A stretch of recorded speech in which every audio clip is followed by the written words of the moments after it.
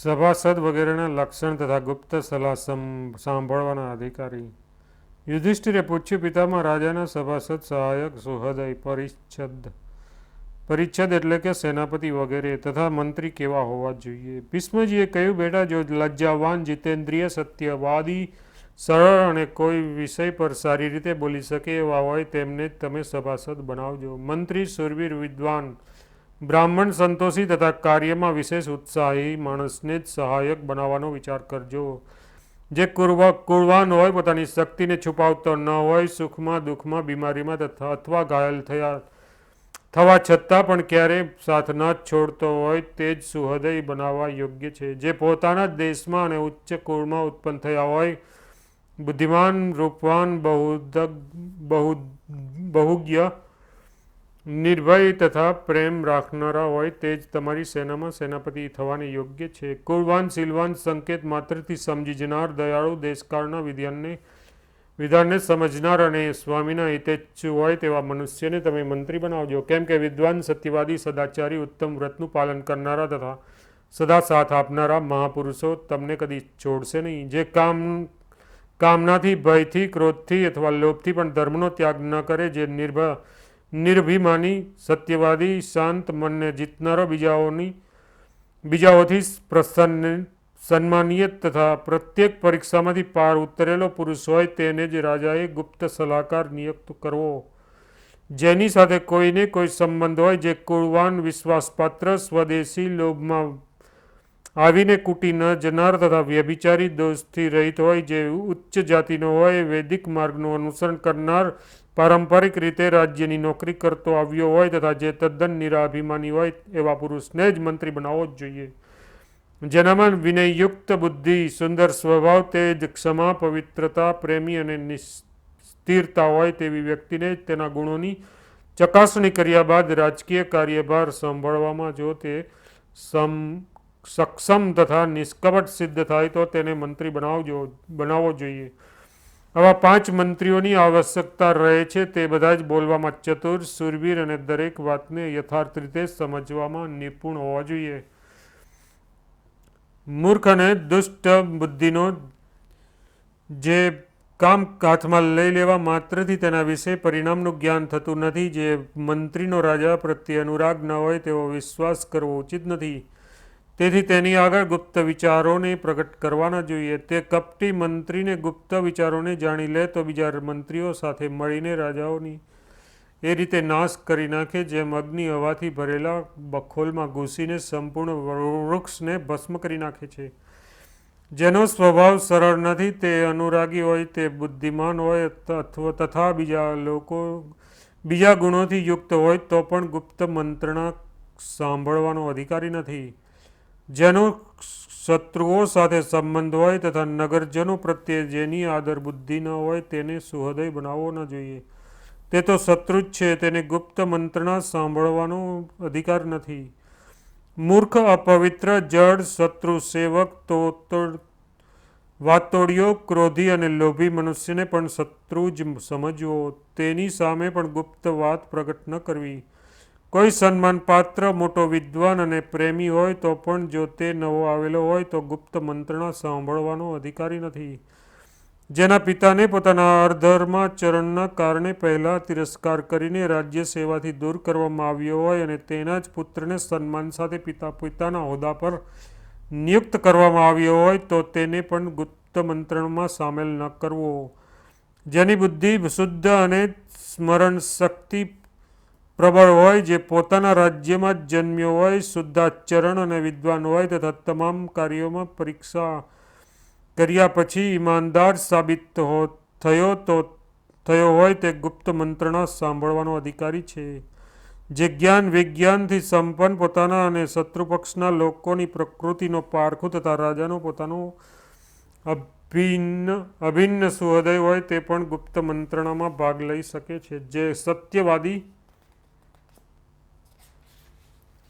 શીલવાન, ગંભીર, લજ્જાશીલ તથા કોમળ સ્વભાવનો હોય તથા પરંપરાગત રાજ્યનું સેવા કાર્ય કરતો આવ્યો હોય તે પણ મંત્રણા સાંભળવાનો અધિકારી છે.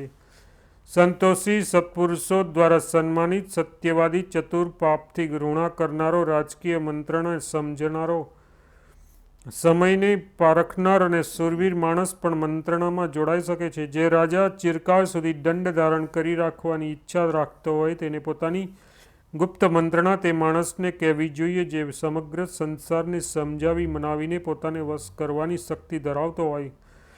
નગર અને રાજ્યના લોકો જેના પર વિશ્વાસ કરતા હોય, જે નીતિશાસ્ત્રનું જ્ઞાતા હોય તે ગુપ્ત મંત્રણા સાંભળવાનો અધિકારી છે. તેથી જે પ્રકૃતિને પારખનારો હોય એવા પુરુષને જ સન્માનપૂર્વક મંત્રી પદે નિયુક્ત કરવો જોઈએ. મંત્રીઓએ રાજા, અમાત્ય એટલે કે પ્રધાન, સેનાપતિ વગેરેની ગતિવિધિઓ પર તથા શત્રુના છિદ્રો ઉપર પણ નજર રાખવી જોઈએ, કેમ કે મંત્રીઓની સાચી સલાહ રાજ્યની જડ છે. તેના આધારે જ રાજ્યની ઉન્નતિ થાય છે. જેમ કાચબો પોતાના બધા જ અંગોને સમેટી લે છે તે જ પ્રમાણે રાજાએ પણ પોતાના ગુપ્ત વિચારોને છુપાવી રાખવા જોઈએ. જે મંત્રીઓ રાજ્યની ગુપ્ત મંત્રણાને છુપાવી રાખે છે તેઓ બુદ્ધિમાન છે. મંત્રી જ રાજાનું કવચ છે. સેના વગેરે તો શરીર માત્ર છે. રાજદૂત રાજ્યની જડ છે અને ગુપ્ત મંત્રણા તેનું બળ છે. જો મંત્રી મદ, ક્રોધ, માન અને ઈર્ષા છોડીને રાજાનું અપહરણ કરે તો તે જ સુખી થાય છે. જે 5 પ્રકારના કપટથી રહિત હોય એવા મંત્રીઓ સાથે ગુપ્ત પરામર્શ કરવો જોઈએ. રાજા પ્રથમ બધા જ મંત્રીઓની અલગ અલગ રીતે સલાહ જાણીને તેના પર વિચાર કરે, પછી પોતાને જે નિર્ણય હોય તેને અને બીજાના નિશ્ચયને, ધર્મ, અર્થ, કામના તત્વને જાણનારા પુરોહિત બ્રાહ્મણને જણાવીને તેમની સલાહ પૂછે. તે સમય તે જ નિર્ણય આપે. તેના પર જો બધા જ લોકો એકમત થઈ જાય તો તે વિચાર પર અમલ કરે. મંત્રજ્ઞ વિદ્વાનો કહે છે રાજાએ હંમેશા આ પ્રમાણે મંત્રણાઓ કરવી અને જે વિચાર પ્રજાની પોતાને અનુકૂળ બનાવવામાં વધારે પ્રબળ લાગે તેને જ અપનાવવો. જ્યાં ગુપ્ત મંત્રણાઓ થતી હોય ત્યાં અથવા તેની આસપાસ ઠીંગણા, કદરૂપા, દુબળા, લંગડા, આંધળા, મૂર્ખ, સ્ત્રી અને હિજડાઓને ન આવવા દે. મહેલમાં ઉપલા માળે ચડીને અથવા એકાંતવાળા ખુલ્લા મેદાનમાં કે જ્યાં સુંદર અને શાંત વાતાવરણ હોય તેવા સ્થાન પર બેસીને યોગ્ય સમયે ગુપ્ત મંત્રણા કરવી જોઈએ. રાજાની વ્યવહારિક નીતિ અને તેના નિવાસ યોગ્ય નગરનું વર્ણન. યુધિષ્ઠિરે પૂછ્યું, પિતામહ, રાજા કઈ રીતે પ્રજાનું પાલન કરે તેની રીતે ધર્માનુસાર લોકોનો પ્રેમ અને જેથી તે ધર્માનુસાર લોકોનો પ્રેમ અને અક્ષય કીર્તિ પ્રાપ્ત કરી શકે. ભીષ્મજીએ કહ્યું, જે રાજા પોતાના શુદ્ધ ભાવ અને નિષ્કપટ વ્યવહાર દ્વારા પ્રજાનું પાલન કરતો રહે તે ધર્મ અને કીર્તિ પ્રાપ્ત કરે છે અને તેના લોક પરલોક બંને સુધરી જાય છે. યુધિષ્ઠિરે પૂછ્યું, મહાપ્રાજ્ઞ, એ તો જણાવો કે રાજાનો વ્યવહાર કઈ રીતે થાય અને તે કયા લોકોને સાથે રાખીને તેને કાર્યાન્વિત કરે. મારો તો એવો વિશ્વાસ છે કે તમે અગાઉ જે ગુણોનું વર્ણન કર્યું તે બધા જ ગુણો કોઈ એક વ્યક્તિમાં હોવા સંભવ નથી. ભીષ્મજીએ કહ્યું, બેટા, તમારી વાત સાચી છે. વાસ્તવમાં તે બધા જ સદ્ગુણોથી યુક્ત પુરુષ મળવો મુશ્કેલ છે.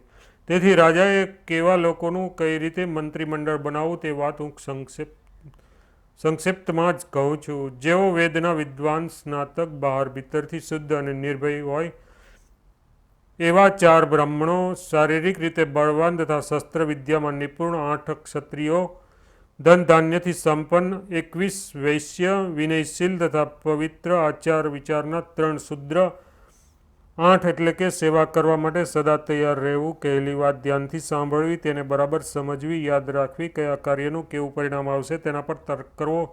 જો અમુક રીતે કાર્ય સિદ્ધ ન થયું ત્યારે શું કરવું જોઈએ એ પ્રમાણે વિચાર કરવો. શિલ્પ અને વ્યવહારની જાણકારી હોવી અને તત્વનો બોધ હોવો. આ 8 ગુણ પૌરાણિક સૂતમાં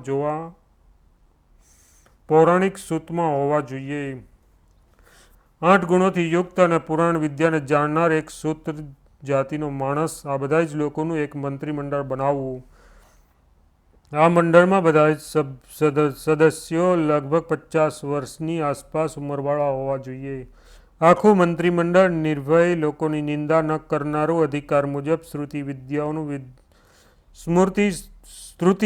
સ્મૃતિઓનું વિદ્વાન, વિનયશીલ, સમદર્શી, વાદી પ્રતિવાદીઓનો મામલો પતાવવામાં સમર્થ, લોભ રહિત તથા 7 એટલે કે શિકાર, જુગાર પર સ્ત્રીગમન અને મદિરાપાન, આ 4 કામજનિત દોષ અને મારવું, ગાળો બોલવી તથા બીજાની વસ્તુ બગાડી નાખવી, આ 3 ક્રોધજનિત દોષ મળીને કુલ 7 પ્રકારના દુર્વ્યસન માનવામાં આવ્યા છે.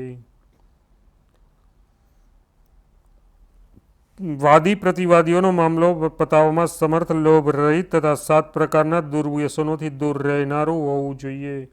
એમાંથી 8 પ્રધાનમંત્રીઓની ચૂંટણી કરીને રાજા તેમની સાથે ગુપ્ત સલાહ સૂચના કરે. આ બધાની સલાહ મુજબ જે વાતનો નિર્ણય કરવામાં આવે તેનો રાજ્યમાં અમલ કરાવે અને બધા જ પ્રજાજનોને તેની જાણકારી આપી દે.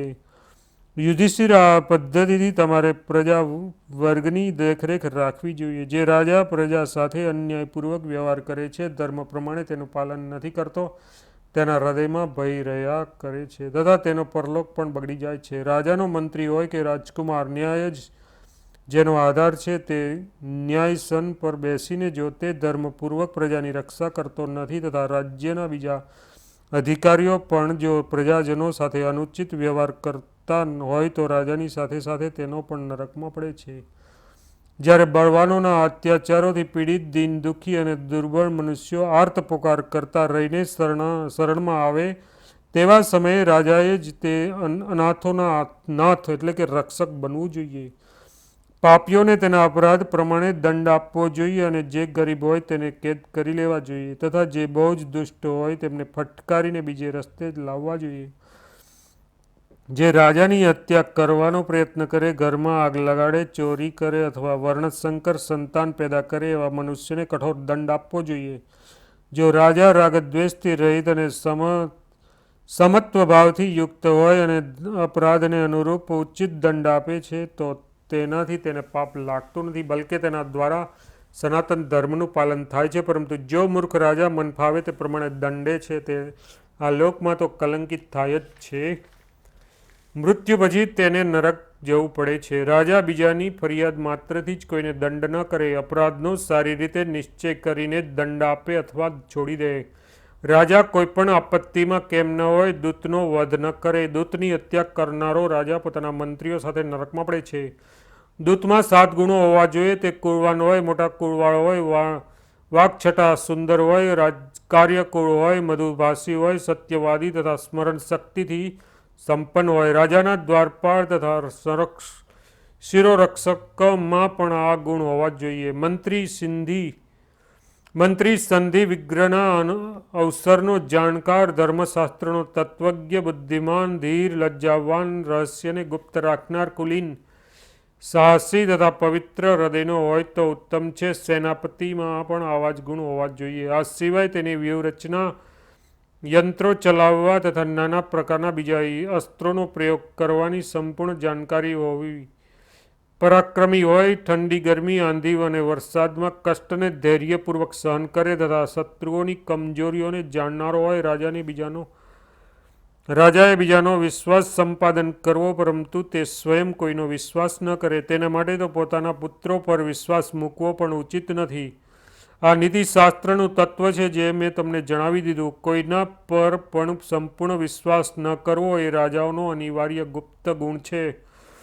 યુધિષ્ઠિરે પૂછ્યું, પિતામહ, રાજાએ સ્વયં નગરમાં કઈ રીતે રહેવું, પહેલાની રાજધાનીમાં કે નવું નગર વસાવીને રહેવું? ભીષ્મજીએ કહ્યું, જ્યાં બધા જ પ્રકારની સંપૂર્ણ પ્રચુર માત્રામાં હોય એવા 6 પ્રકારના કિલ્લાઓનો આશ્રય લઈને નવું નગર વસાવવું જોઈએ. પ્રથમ છે ધનદુર્ગ, જેની ચારે બાજુ દૂર દૂર સુધી નિર્જળ પ્રદેશ એટલે કે રેગિસ્તાન હોય. એ કિલ્લાને ધન્વદુર્ગ કહે છે. બીજો મહીદુર્ગ એટલે કે સમતળ જમીનની અંદર બનેલો કિલ્લો અથવા ભોંયરું છે. ત્રીજો ગિરિદુર્ગ એટલે કે પર્વતના શિખર પર બનેલો કિલ્લો. ચોથું મનુષ્ય દુર્ગ એટલે કે સૈનિકોથી બનેલો. પાંચમો મૃત્તિકા દુર્ગ એટલે કે રેતીના પર્વતોથી ઘેરાયેલો. અને છઠ્ઠો નવદુર્ગ એટલે કે ગીચ જંગલોથી ઘેરાયેલો છે. જે નગરમાં આમાંના કોઈને કોઈ દુર્ગ એટલે કે કિલ્લો હોય જ્યાં અનાજ અને અન્ન શસ્ત્રો વિપુલ માત્રામાં હોય, જેની ચારે બાજુ ફરતી મજબૂત દિવાલ અને ઊંડી તથા પહોળી ખાઈ બનાવેલી હોય, જ્યાં હાથી ઘોડા અને રથોની કમી ન હોય. વિદ્વાનો અને કારીગરો રહેતા હોય, જરૂરી વસ્તુઓથી ભરેલા અનેક ભંડાર હોય, ધાર્મિક તથા કાર્યદક્ષ માણસોનો નિવાસ હોય, ચોતરાઓ અને બજાર જેની શોભા ધરાવતા હોય, જે વેપારી માટેનું જાણીતું મથક હોય, જ્યાં પૂર્ણ શાંતિ હોય, ક્યાંકથી ભય આવવાની સંભાવના ન હોય, જેમાં મોટા મોટા શૂરવીર અને ધનવાનો રહેતા હોય, વેદ મંત્રોનો ધ્વનિ ગુંજતો રહેતો હોય, તથા જ્યાં હંમેશા સામાજિક ઉત્સવો અને દેવપૂજાના કાર્યક્રમો ચાલતા હોય, એવા નગરમાં પોતાના વશમાં રહેનારા મંત્રીઓ તથા સેના સાથે રાજાને નિવાસ કરવો જોઈએ. રાજાનું કર્તવ્ય છે તે પોતાના નગરનો ખજાનાને, સેનાને અને વેપારને વધારે, મિત્રોની સંખ્યા પણ વધારે, નગરના તથા પ્રાંતના દોષોને દૂર કરે, અન્ન ભંડાર તથા અસ્ત્ર સરંજામને વધારતો રહે, બધા જ પ્રકારની વસ્તુઓના સંગ્રહાલયોને પણ વધારતો રહે, મશીનો તથા અસ્ત્ર શસ્ત્રો બનાવવાના કારખાનાઓની ઉન્નતિ કરે, લાકડું, લોઢું, ડાંગરનું ભૂસું, કોલસા, વાંસ, તેલ, ઘી, મધ, દવાઓ, શણ, સાળ, ધાન્ય, અસ્ત્ર શસ્ત્ર, બાણ, ઢાલ, નેતર, મુંજ, ઘાસ તથા બલવજના દોરડા વગેરે સામગ્રીઓનો સંગ્રહ રાખે, પરબ, કૂવા, વિપુલ જળ સહિતના તળાવો તથા દૂધવાળા વૃક્ષોની સદા રક્ષા કરે, આચાર્ય, ઋત્વિજ, પુરોહિત, મહાધનુર્ધર, કારીગર, જ્યોતિષી અને વૈદ્યોનો પ્રયત્નપૂર્વક સત્કાર કરે, વિદ્વાન, બુદ્ધિમાન, જીતેન્દ્રિય, કાર્યકુશળ, શૂર, બહુજ્ઞ તથા સાહસિક લોકોને જ બધા જ કામોમાં નિયુક્ત કરે. રાજાએ પ્રયત્નપૂર્વક ધાર્મિકોનું સન્માન કરવું અને પાપીઓને દંડ આપવો જોઈએ. બધા જ વર્ણોને પોતપોતાના કર્મોમાં જોડી દેવા જોઈએ. ગુપ્તચરો દ્વારા નગર અને રાજ્યની બહારના તથા અંદરના સમાચારોને સારી રીતે જાણીને પછી તે મુજબ કામ કરવું જોઈએ. ગુપ્તચરોને મળવાનું, ગુપ્ત મંત્રણા, ખજાનાની ચોકસાઈથી તપાસ કરવાનું તથા ખાસ કરીને અપરાધીઓને દંડ આપવાનું કાર્ય રાજાએ પોતાને હસ્તક રાખવું જોઈએ, કારણ કે રાજ્યના અસ્તિત્વનો આધાર તેના પર જ છે. ગુપ્તચરો રૂપી નેત્રો દ્વારા હંમેશા તે વાત પર ધ્યાન રાખવી કે મારા શત્રુ, મિત્ર અથવા તટસ્થ વ્યક્તિઓ નગરમાં અને રાજ્યમાં ક્યારે શું કરવા ચાહે છે. તેમની ચેષ્ટાઓ જાણી લીધા બાદ સાવધાનીપૂર્વક તેમનો પ્રતિકાર કરવો. ભક્તો એટલે કે વફાદારોનો આદર કરવો અને વિરોધીઓને જેલમાં પૂરી દેવા. નિત્ય નાના પ્રકારના યજ્ઞો કરવા, કોઈને કષ્ટ ન પહોંચાડવું અને દાન કરવું. પ્રજાની રક્ષા કરવી અને કોઈ પણ કાર્ય એવું ન થવા દેવું જેના કારણે ધર્મમાં બાધા આવતી હોય. દીન, અનાથ, વૃદ્ધો તથા વિધવાની જીવિકાનો પ્રબંધ કરવો. તેમના યોગક્ષેમનો ખ્યાલ રાખવો. પોતાના રાજ્યમાં જે તપસ્વીઓ હોય તેમની પોતાના રાજ્યના કારોબાર સંબંધી તથા રાષ્ટ્રના સમાચારોથી અવગત કરાવતા રહેવું અને તેમની સાથે વિનયપૂર્વક વર્તવું. જેણે પોતાના તમામ સ્વાર્થોનો ત્યાગ કરી દીધો છે એવા કુલીન અને બહુજ્ઞ તપસ્વીઓનો તેમને ભોજન, આસન, શૈયા વગેરે આપીને સત્કાર કરવો જોઈએ. ગમે તેવી આપત્તિમાં પણ રાજાએ તપસ્વીઓનો વિશ્વાસ કરવો જોઈએ, કેમ કે તેમના પર તો ચોર સુદ્ધા વિશ્વાસ કરે છે. ઓછામાં ઓછા 4 તપસ્વીઓને પોતાના સહાયક બનાવવા જોઈએ. તે 4માંથી એક પોતાના રાજ્યમાં, એકને શત્રુના રાજ્યમાં, એક જંગલમાં અને એકને પોતાના સંમંતોના નગરોમાં રાખવો જોઈએ. એ બધાને આદર સત્કારપૂર્વક આવશ્યક વસ્તુઓ આપતા રહેવું જોઈએ. પોતાના રાજ્યના તપસ્વીઓની જેમ જ શત્રુઓના રાજ્યમાં રહેનાર તપસ્વીઓનું પણ સન્માન કરતા રહેવું જોઈએ, કેમ કે કોઈ આપત્તિના સમયે રાજા શરણાર્થી બનીને આવે છે ત્યારે તેઓ તેને ઈચ્છા અનુસાર આશ્રય આપે છે. યુધિષ્ઠિર, તમારા પ્રશ્નના જવાબમાં રાજાએ કેવા નગરમાં નિવાસ કરવો જોઈએ તેનું વર્ણન મેં સંક્ષિપ્તમાં જણાવ્યું.